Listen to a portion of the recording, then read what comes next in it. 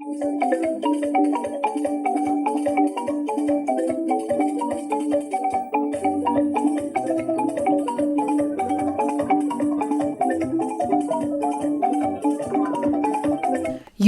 is predominantly an agricultural country, and more than 85% of its population interacts with natural resources on a day-to-day basis for livelihood.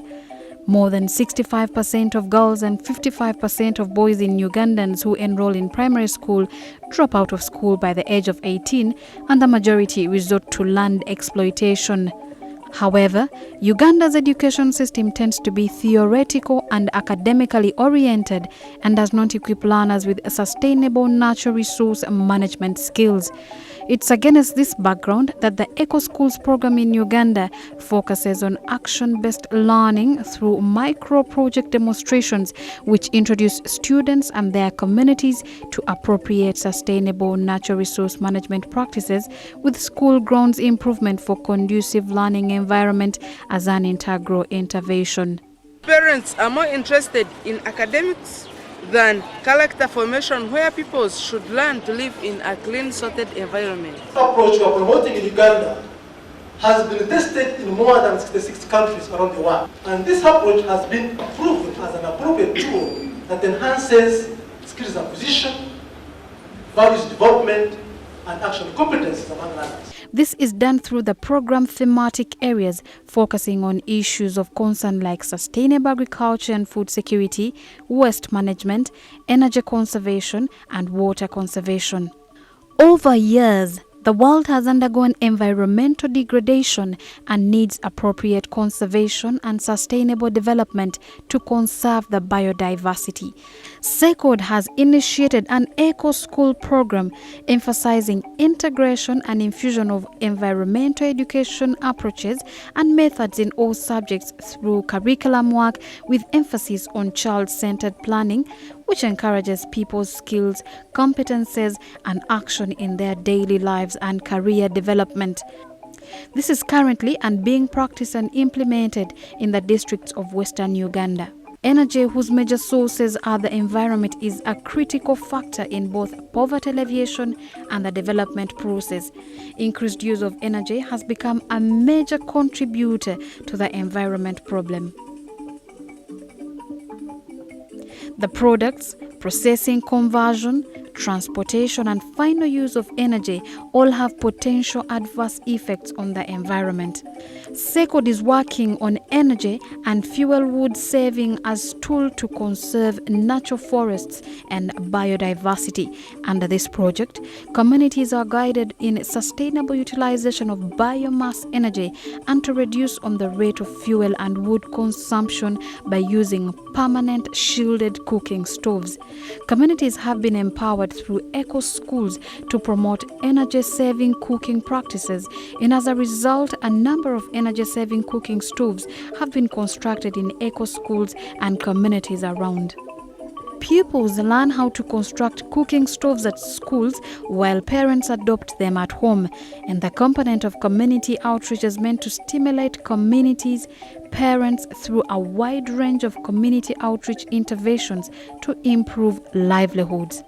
Climate change is being experienced in different ways. Excessive rains to no rains in different parts of Uganda wreaking havoc, and normal agricultural activities causing floods and droughts, cold and heat waves throwing normal life out of gear. What is hopeful, though, is the increasing green consciousness across the country to reconstruct a sustainable environment by rethinking development.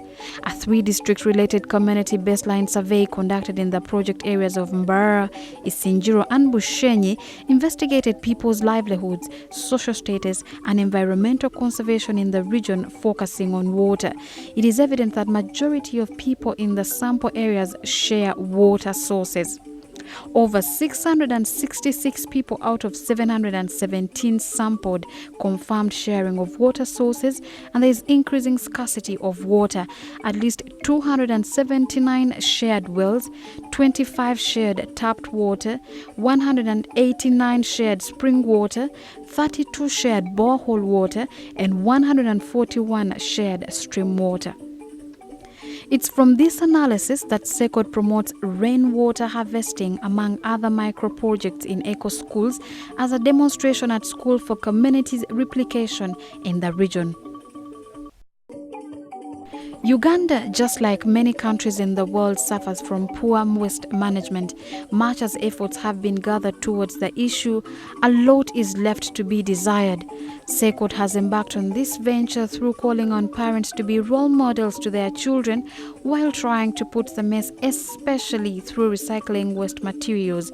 This is all in a bid to ensure a clean environment for all. In the 8th Parliament, that is around June, we passed a law banning plastic bags of all sizes. We are up in arms as a Parliament to make sure that this law is implemented to the latter. However much we as children have tried to play our roles, the adults' or parents' behavior is affecting our current behavior towards waste management.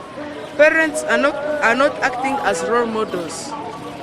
For example, we first had the National Literacy Campaign in Mbarara district at my school.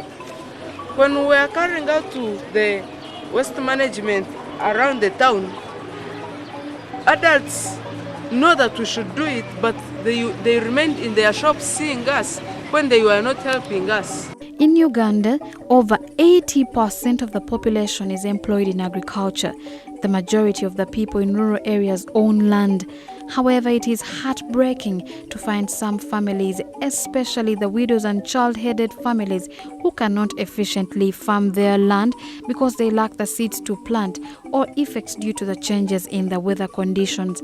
Poverty are very devastating and continue to take lives of thousands in Africa.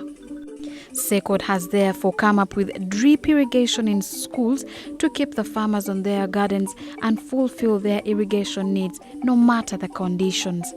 Another way of keeping the soil fertile, we have to keep it free from other materials. As the children are trying to do, they are trying to remove the unwanted plants from the soil which are not wanted.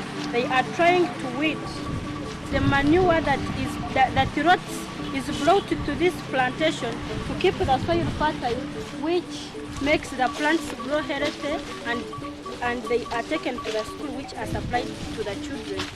If a school has not adopted the 7 steps criteria and is not environmental friendly, it should never and never be called an eco school. I find that the eco school is a brilliant answer on how in activities actually to spread the education for sustainable development. Intergenerational transfer of values, principles and knowledge through schools will lead to sustainable generations.